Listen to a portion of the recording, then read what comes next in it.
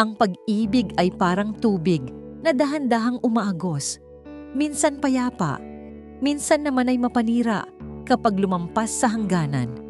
Pero paano kung ang dalampasigan na dapat mong pahingahan ay ang pader na bawal mong tawirin? Nakakatakot aminin na ang taong nagparamdam sa iyo ng seguridad mula pagkabata ay siya ring magdadala sa iyo sa isang gulo na hindi mo alam kung paano tatakasan. Mga ka-confess, ihanda ang inyong mga puso sa isang kwento ng pamilya, lihim na pagtingin at ang bigat ng pagsisisi. Mga ka-confess, bago natin simulan ng wild at nakakapanabik na kwento ngayong araw, nais ko muna kayong imbitahan na mag-subscribe sa YouTube channel ng Tagalog Wild Confession. Dito, hatid namin ang maiinit, mabibigat at makabuluhang mga kwentong siguradong tatama sa damdamin. Paalala lang po, ang lahat ng kwentong maririnig ninyo ay pawang katang-isip lamang at ginawa para magbigay aliw at aral. Anumang pagkakatulad sa tunay na tao o pangyayari ay hindi sinasadya. At ngayon, mga ka-confess, ihanda nyo na ang sarili ninyo dahil isa na namang nakakaintriga at kapanapanabik na Tagalog Wild Confession ang inyong mapapakinggan. Simulan na natin. Dear Ate J, itago mo na lamang ako sa pangalang Gael. Lumaki ako sa isang bayan sa Lucban, Quezon, kung saan ang amoy ng nilulutong habhab at ang malamig na simoy ng hangin mula sa bundok Banahaw ang naging saksi sa aking kabataan. Simple lang ang buhay namin noon. Ang pamilya namin ay dikit-dikit. Yung tipong isang bakuran lang ang pagitan ng bahay ng mga magkakapatid. Doon ko nakilala at nakasama ang pinsan kong si Isla. Si Isla ay anak ng bunsong kapatid ng tatay ko. Dahil magkasing edad lang kami, halos hindi na kami mapaghiwalay.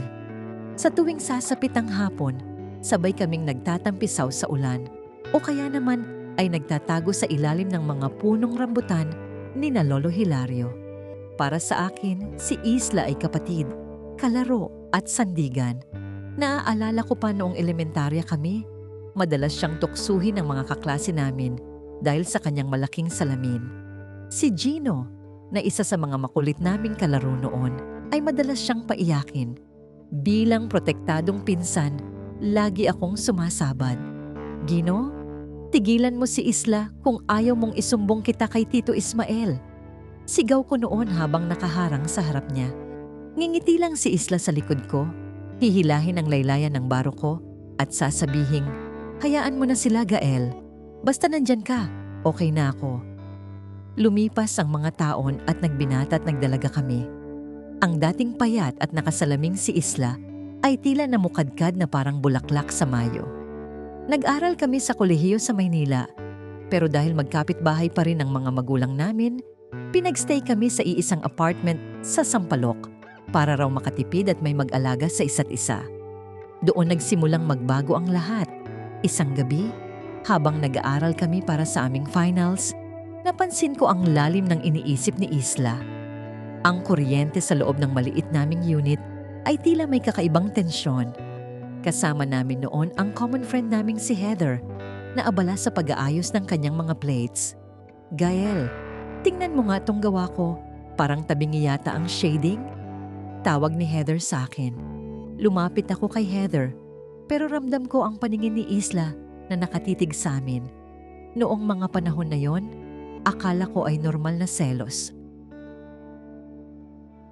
Kapatid lang ang nararamdaman ko kapag may ibang lumalapit sa kanya o kapag may nanliligaw sa kanya. Pero habang tumatagal, ang pagtibok ng puso ko ay hindi na para sa isang pinsan. Isang Sabado ng gabi, umuwi kami sa Quezon dahil kaarawan ni Tita Glenda, ang nanay ni Isla. Masaya ang lahat, may videoke at inuman sa tapat ng bahay. Si Herson, na isa sa mga pinsan din naming malayo, ay panay ang papuri kay Isla. Gael, ang ganda na talaga ng pinsan nyo, no? Kung hindi lang tayo magkakadugo, niligawan ko na yan. Biro ni Herson habang tumatagay. Pilit akong ngumiti, pero may kumukurot sa dibdib ko. Tiningnan ko si Isla na noon ay tumatawa habang kausap ang iba pa naming kamag-anak. Ang bawat galaw niya, ang bawat hagikik niya ay tila isang musika na ayaw ko nang matapos. Nang matapos ang handaan, naiwan kaming dalawa ni Isla sa veranda para magligpit ng mga pinagkainan. Malamig ang gabi at tanging ang huni ng mga kuliglig ang naririnig. "Gael, pagod ka na ba?" Tanong niya habang inaabot sa akin ang mga baso. "Medyo, pero okay lang. Sanay naman ako." Sagot ko nang hindi tumitingin sa kanya. Bigla niyang hinawakan ng kamay ko. Isang simpleng hawak, pero para akong nakuryente. Tumingala siya sa akin at doon ko nakita ang mga mata niyang tila may gustong sabihin pero natatakot. Minsan iniisip ko, paano kung hindi tayo magpinsan? Mahina niyang tanong. Napatigil ako. Ang katanungang iyon ang matagal ko nang pilit na ibinabaon sa limot. Hindi ko alam kung ano ang isasagot. Ang tanging alam ko lang, sa mga sandaling iyon, ang distansya sa pagitan naming dalawa ay unti-unting nawawala. At ang hangganan na binuo ng aming pamilya ay tila isang anino na lang na madaling lampasan. Hindi ako nakakibo sa tanong ni Isla. Nanatili ang kamay niya sa ibabaw ng sakin, mainit, at tila naghahanap ng kasagutan na kahit ako ay takot bigkasin. Sa loob ng bahay, naririnig ko pa ang hilahil ng videoke ni na Tito Ismael at ang malakas na tawa ni Tita Glenda. Pero dito sa veranda, tila huminto ang mundo para sa aming dalawa. "Isla, huwag mo nang itanong yan." Bulong ko, pilit na binabawi ang aking kamay pero hindi ko magawa ng tuluyan. Alam mo naman ang katotohanan, magpinsan tayo, magkadugo. Yumuko siya at nakita ko ang pagbagsak ng ilang hibla ng buhok sa kanyang mukha. Alam ko, Gael, paulit-ulit ko namang ipinapaalala sa sarili ko yan gabi-gabi. Pero bakit ganito?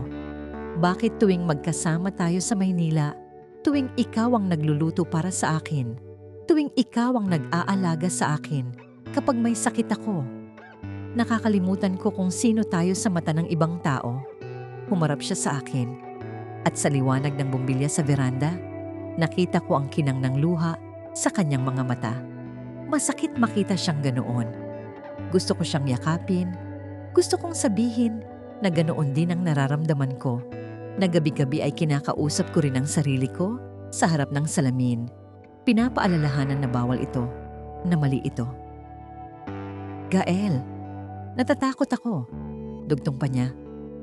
Bago pa ako makasagot, bumukas ang pinto at lumabas si Ibarra, ang kuya ni Isla. Mukhang nakainom na rin ito at medyo pasuray-suray ang lakad. "Oh, ano pang ginagawa niyo rito? Kanina pa kayo tinatawag ni nanay sa loob. Mag-aabot na raw ng mga kinuha nating giveaways," sabi ni Ibarra habang kinakamot ang batok. Mabilis na nagpunas ng mata si Isla at tumalikod. "Susunod na kami, Kuya Ibarra. Tinapos lang namin itong mga baso." Tumingin sa akin si Ibarra. Tila may sinusuri sa aking mukha. Isang matagal na tingin na nagpabilis ng tibok ng puso ko. "Gael, ayusin mo yung mukha mo. Para kang nakakita ng multo. Halika na sa loob." Sumunod kami sa loob ng bahay. Ang gabi na dapat ay puno ng kasiyahan ay naging simula ng isang mabigat na pasanin para sa akin. Hindi ko na magawang tumingin ng diretso kay Tito Ismael o kahit kanino sa mga kamag-anak namin. Pakiramdam ko, bawat ngiti nila ay isang sumbat sa nararamdaman ko. Lumipas ang weekend at bumalik na kami sa Maynila. Sa loob ng bus, habang bumibiyahe pabalik ng Sampaloc, hindi kami nag-uusap. Nakasandal si Isla sa bintana, suot ang kanyang earphones, habang ako naman ay nakatingin lang sa kalsada. Nang makarating kami sa aming apartment, sinalubong kami ng katahimikan. Wala si Heather dahil umuwi rin ito sa probinsya nila at bukas pa ang balik. Kami lang dalawa. Inilapag ko ang mga gamit namin at akmang papasok na sa aking silid nang tawagin niya ako. "Gael, mag-usap naman tayo oh. Huwag mo naman akong tratuhin na parang hangin lang simula nung Sabado," sabi ni Isla. Nakatayo siya sa gitna ng maliit naming sala, yakap ang sarili. "Ano bang gusto mong pag-usapan, Isla? Na magpinsan tayo? na hindi pwede itong nararamdaman natin? Paulit-ulit lang tayo. Sagot ko, medyo tumataas ang boses dahil sa frustrasyon. Hindi ko naman pinili ito. Sigaw niya pabalik habang nagsisimula nang pumatak ang kanyang mga luha. Sa tingin mo ba gusto ko to? Na mahalin ang sarili kong pinsan? Na araw-araw ay sinusumbatan ko ang sarili ko dahil hindi ko mapigilang humanga sa'yo? Gael, nahihirapan na ako. Nilapitan ko siya. Hindi ko matiis na makita siyang nasasaktan. Hinawakan ko ang kanyang magkabilang balikat. Isla, pakiusap. Itigil na natin ito habang maaga pa. Isipin mo sina Papa, si Tito Ismael. Mapapatay nila ako kapag nalaman nila ito. Pero mahal kita, Gael. Bulong niya na halos hindi ko na narinig. Nanlamig ang buong katawan ko. Yun na ang huling pader na naghihiwalay sa amin at tuluyan na itong gumuho. Sa sobrang bugso ng damdamin, hindi ko na napigilan ang sarili ko. Hinila ko siya palapit at niyakap ng mahigpit. Doon, sa gitna ng maliit at madilim naming sala, tila nawala ang lahat ng bawal. Naramdaman ko ang pagtugon niya sa yakap ko, ang pagbaon ng kanyang mukha sa aking dibdib. At sa isang sandali ng kahinaan, sa isang sandali na nilamon kami ng emosyon at pangungulila sa isa't isa, naglapat ang aming mga labi, isang halik na puno ng pait, tamis at panganib. Noong gabing iyon, sa gitna ng ulan na nagsimulang pumatak sa labas ng aming apartment sa Sampaloc, may nangyaring hindi na sana dapat nangyari. Ang mga pangakong magpoprotekta sa isa't isa bilang magpinsan ay napalitan ng isang kasalanan na habang buhay naming dadalhin. Kinabukasan, nagising ako na may mabigat na bato sa aking dibdib. Nakita ko si Isla sa kusina, nakatalikod habang nagpapakulo ng tubig. Pagkarinig niya sa yabag ko, lumingon siya. Walang ngiti sa kanyang mga labi, tanging mga matang puno ng takot at hiya. Gael, tawag niya. Pero hindi niya na ituloy ang sasabihin. Kailangan nating ayusin ito, Isla. Hindi ito pwedeng maulit. Matigas kong sabi. Kahit na sa loob ko ay nadudurog din ako. Eksakto namang kumatok sa pinto si Jeron, ang caretaker ng apartment, para maningil ng kuryente. Mabilis na nag-ayos si Isla at pumasok sa banyo. Naiwan akong mag-isa sa sala, nakatitig sa kawalan, habang iniisip kung paano ko haharapin ang mga susunod na araw, lalo na't paparating ang aming family reunion sa susunod na buwan. Ang mga sumunod na linggo ay naging isang mahabang bangungot na gising. Sa tuwing magkakasalubong kami ni Isla sa loob ng maliit naming apartment, tila may pader na nakaharang sa aming dalawa. Isang pader na gawa sa hiya at pagsisisi. Sinubukan naming ibalik ang dati, yung asaran at tawanan bilang magpinsan. Pero bawat ngiti ay pilit at bawat tingin ay may kalakip na iwas. Dumating ang araw ng family reunion sa Quezon. Ang buong angkan ni na Lolo Hilario ay nagtipon-tipon sa isang resort sa Sariaya. Masaya ang lahat, may kainan, kantahan at batian. Pero ako, nakaupo lang sa isang sulok, pinapanood sina Tito Ismael at ang aking ama na masayang nag-iinuman. Pakiramdam ko ay isa akong traidor sa sarili kong dugo. Napansin ni Imelda, ang isa pa naming pinsan na laging mapagmatsyag, ang pananahimik ko. Gael, bakit parang pasan mo ang daigdig? At si Isla, bakit hindi mo man lang kinakausap? Akala ko ba magkadikit kayo niyan sa Maynila? Napagod lang sa biyahe, Mel. Maikli kong sagot sabay tungga ng hawak kong baso. Sa kalagitnaan ng gabi, nakita ko si Isla na naglalakad mag-isa sa pampang ng dagat. Sinundan ko siya. Malayo na kami sa ingay ng reunion nang abutan ko siya. Nakatingin siya sa madilim na abot-tanaw kung saan humahalik ang alon sa buhangin. Gael, hindi ko na kaya. Simula niya, hindi tumitingin sa akin. Tuwing nakikita ko si nanay at si tatay, parang gusto kong maglaho. Ang bigat, Gael. Ang bigat-bigat. Isla, kailangan nating magdesisyon. Sabi ko habang pilit na pinipigilan ang panginginig ng boses ko. Hindi natin pwedeng ituloy ito. Masisira ang pamilya natin. Mawawala ang respeto nila sa atin. At higit sa lahat, mawawala ang respeto natin sa ating mga sarili. Humarap siya sa akin. Basang-basa ang mukha ng luha. Kaya mo ba? Kaya mo bang kalimutan na mahal natin ang isa't isa? Hinawakan ko ang kanyang mga kamay sa huling pagkakataon bilang taong nagmamahal sa kanya ng higit pa sa pinsan.